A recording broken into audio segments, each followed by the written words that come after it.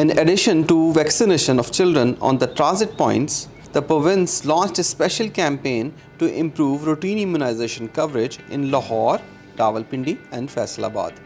EOC coordinator Ms. Sayyida Ramallah Ali led the engagement of polio staff in the campaign.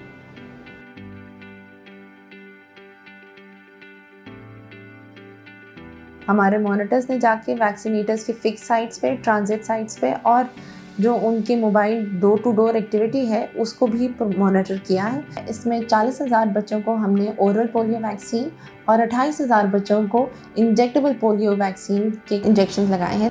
Drawing from their experiences of implementing polio eradication campaigns, the Emergency Operations Center staff supported the identification of low-performing union councils.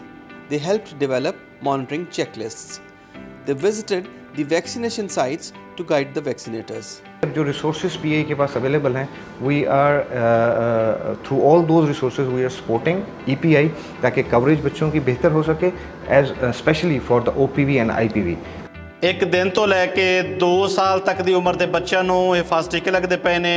ਵਾਲਿदैन ਆਪਣੇ ਆਪਣੇ ਬੱਚਿਆਂ ਨੂੰ जल्दी आके ਹਿਫਾਜ਼ਤੀ ਟੀਕੇ लगवा लो।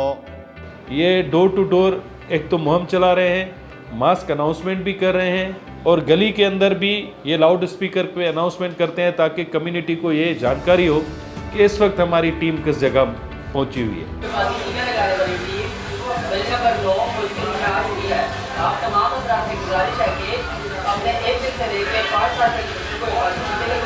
Social mobilization was an important factor in the campaign.